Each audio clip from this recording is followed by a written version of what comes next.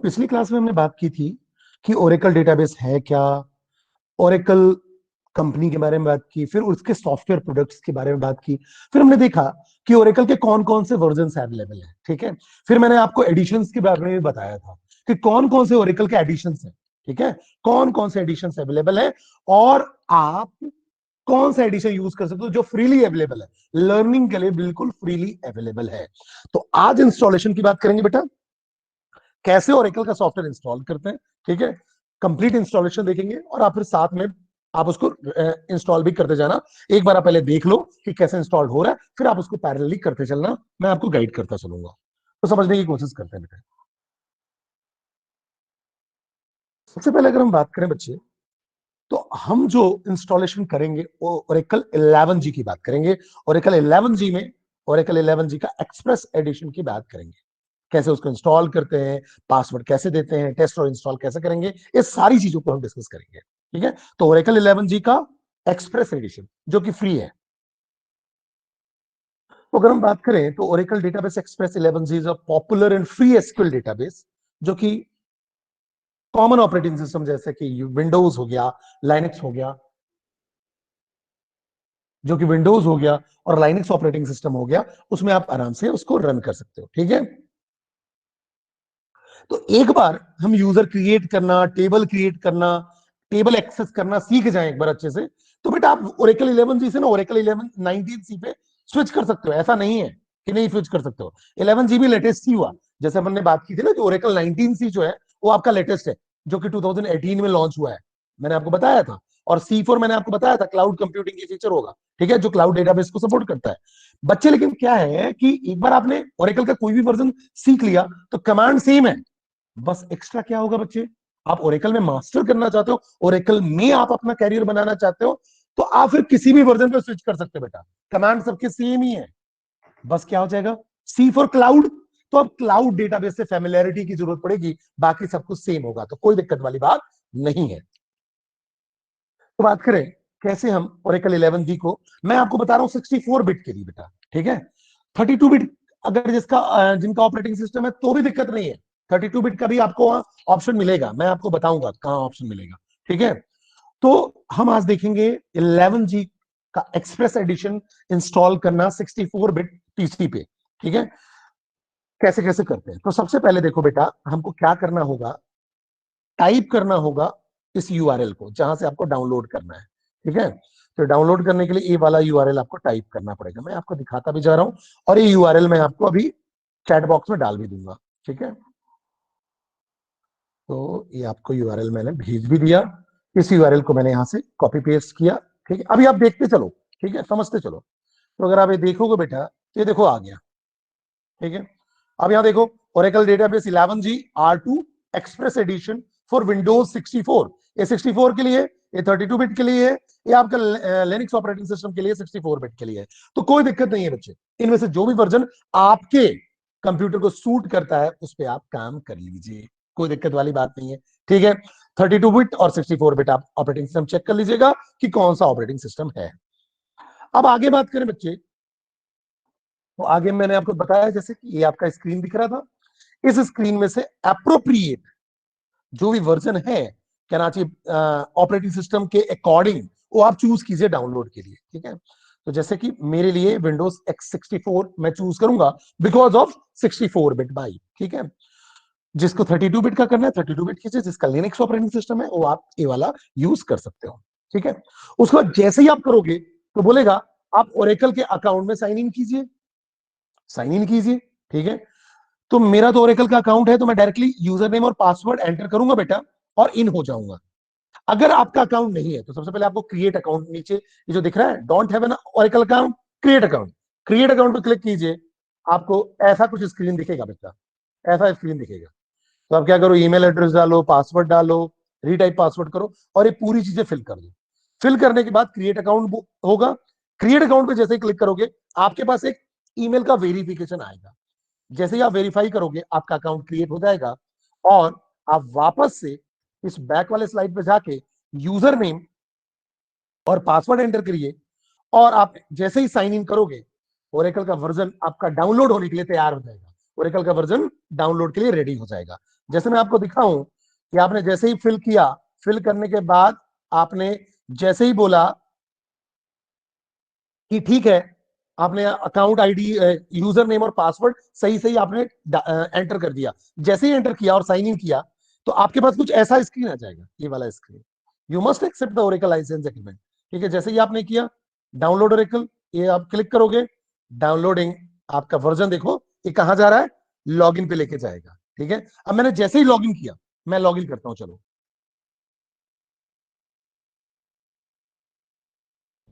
Sir Nishant को add कर लो। जैसे ही मैंने ऐड किया इसको, देखो समझो मेरी बात को, जैसे ही मैं अब यहाँ लॉगिन कर रहा हूं, लॉगिन अब मैं कर रहा हूं बेटा, अगर मेरा साइन इन सही हुआ, यूजर आईडी और पासवर्ड जो मैंने दिया वो अगर करेक्ट हुआ, ठीक है, तो ठीक है, नहीं करेक्ट हुआ तो देखो यहाँ फिर से लॉगिन के पेज पे ही रहेगा आपका। ठीक है, तो आपका लॉगिन आईडी फिर से, या कहना चाहिए यूजर नाम, नेम आप फिर से दो, ठीक है, और पासवर्ड आप एंटर करो। जस्ट अ मिनट,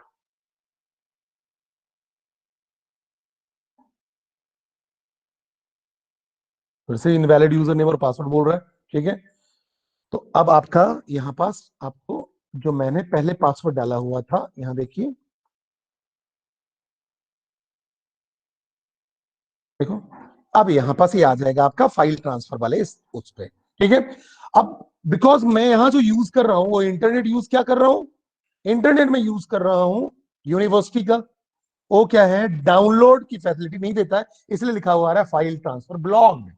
लेकिन आपके केस में ब्लॉग नहीं आएगा, आपका डाउनलोड स्टार्ट हो जाएगा बेटा, आपका डाउनलोड स्टार्ट हो जाएगा। ये मेरा इसलिए आ रहा है क्योंकि मैं यूनिवर्सिटी का इंटरनेट यूज कर रहा हूं, जिसमें क्या कहते हैं, डाउनलोड की फैसिलिटी नहीं दी हुई है, वो ब्लॉक किया हुआ है, इसलिए ऐसा आ रहा है। आपका डाउनलोड स्टार्ट हो जाएगा, मैं अभी आपको डाउनलोड करना जब बताऊंगा, जब आप अपने सिस्टम पे करते जाओगे तो ऑटोमेटिकली यहाँ डाउनलोड ऑप्शन चालू हो जाएगा। अब यहां से आपका डाउनलोड होना चालू हो जाएगा।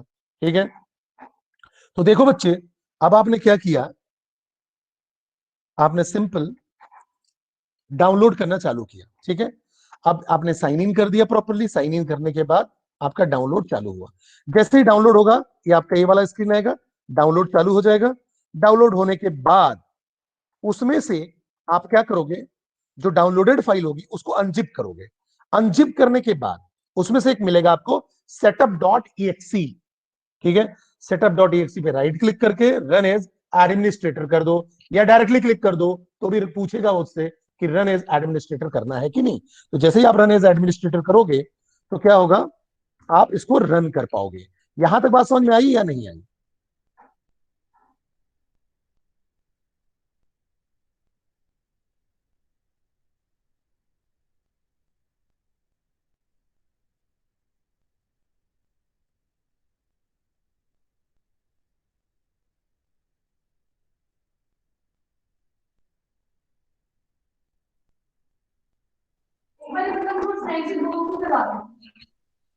ये बात समझ में आ गई? कोई दिक्कत तो नहीं बेटा, यहां तक क्लियर है? क्लियर हो रहा है या नहीं हो रहा है, बताओ। क्लियर हो रहा है नहीं हो रहा है? मैं टाइम दूंगा आपको, टेंशन मत लो, टाइम दूंगा। यहां तक बात समझ में आ गई सभी को? बोलो बच्चे, मेरी आवाज आ रही है या नहीं आ रही है? पुष्कर, यस सर, आ रही है सर आपकी आवाज। आवाज आ रही है ना, समझ में आ गया यहाँ तक? ठीक है, सर अब सर क्या होगा, मैक के लिए अवेलेबल नहीं है सर ये फिर? क्या बोल रहे हो? मतलब मैक ओएस के लिए नहीं अवेलेबल ये ओरेकल 11 जी? मैक ओएस के लिए देखना पड़ेगा अलग से बेटा, मैक ओएस के लिए वहां ऑप्शन नहीं मिलेगा आपको। ठीक मतलब है, अलग? उसके अलग से देखना पड़ेगा मैक ओएस के लिए। ठीक है, ठीक है सर। ओके। अब बेटा जैसे ही आप ये करोगे, एक इंस्टॉलर आपका चालू होगा और पॉपअप विंडो आपका आ जाएगा, ये ऐसा कुछ। ठीक है, ये ऐसा आएगा। ठीक है, ये ऐसा आएगा, प्रिपेयरिंग टू इंस्टॉल। तो देखो यहाँ लिखा हुआ आ रहा है Oracle database 11G express edition setup is preparing the install shield wizard. ठीक है, उसके बाद बात करें तो उसके बाद देखो ये आपका कुछ ऐसा आएगा, Oracle database 11G express addition, और एक पॉपअप विंडो आपका आता जाएगा, वेलकम स्क्रीन आता जाएगा और बताएगा नेक्स्ट नेक्स्ट, जो भी आपका नेक्स्ट स्टेप होगा वो आपको बताता जाएगा, गाइड करता जाएगा। अब आपको नेक्स्ट पे क्लिक करना है। ठीक है, नेक्स्ट पे क्लिक कर दो, एक कर दिया मैंने। यहां जाके आपको पॉपअप विंडो दिखेगा जो क्या करेगा, ये पूछेगा कि आप लाइसेंस एग्रीमेंट को एक्सेप्ट करोगे कि नहीं करोगे। तो ये लाइसेंस एग्रीमेंट का पॉपअप विंडो दिखेगा। ठीक है, तो पॉपअप विंडो किसका दिख रहा है? लाइसेंस एग्रीमेंट का। इसमें आप सिंपल आई एक्सेप्ट पे क्लिक करो, नेक्स्ट पे क्लिक कर दो। ठीक है, उसके बाद जो भी आपका हो रहा है कोई दिक्कत नहीं है।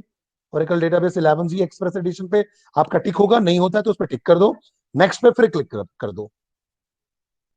अब बेटा ये बड़ा ही इंपॉर्टेंट है, ये वाला जो पॉपअप विंडो है जो आपका स्पेसिफाई कर रहा है कि डेटाबेस पासवर्ड का, ये बड़ा ही इंपॉर्टेंट है बेटा, ये बड़ा ही इंपॉर्टेंट है, इस पे ध्यान दो।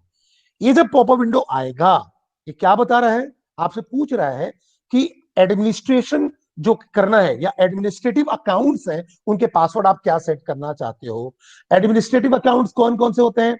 सिस फॉर सिस्टम और सिस डीबीए सिस्टम डेटाबेस एडमिनिस्ट्रेटर, इन दोनों अकाउंट का पासवर्ड आपको सूट करना है। तो ध्यान रखना बेटा, set up a suitable password and ensure that you remember it for the future use. तो आप कोई ऐसा पासवर्ड रखो जो आप याद रखता हो। मैंने यहां कुछ रखा होगा जो मुझे याद है, ठीक है, आप रखो और फिर उसको क्या करो, कोई भी जो आप पासवर्ड याद कर पाओ वो आप एंटर पासवर्ड में रख दो और फिर से कंफर्म कर दो। कंफर्म जैसे ही करोगे, नेक्स्ट बिन जो नेक्स्ट वाला ये लेवल है ये आपका इनेबल हो जाएगा, क्लिक कर दो। और ध्यान रखना ये याद होना जरूरी है, अदरवाइज आप कनेक्ट नहीं कर पाओगे डेटाबेस से, ये ध्यान रखो बेटा। आगे बढ़ा मैं, ये जैसे ही नेक्स्ट किया ये आपका इंस्टॉलेशन चालू हो गया। ये आपका समरी पॉपअप विंडो आपका दिखेगा ओरेकल डेटाबेस 11G का। ठीक है, फिर से आप इंस्टॉल पे क्लिक कर दो, जैसे ही क्लिक करोगे ये ऐसा आ जाएगा।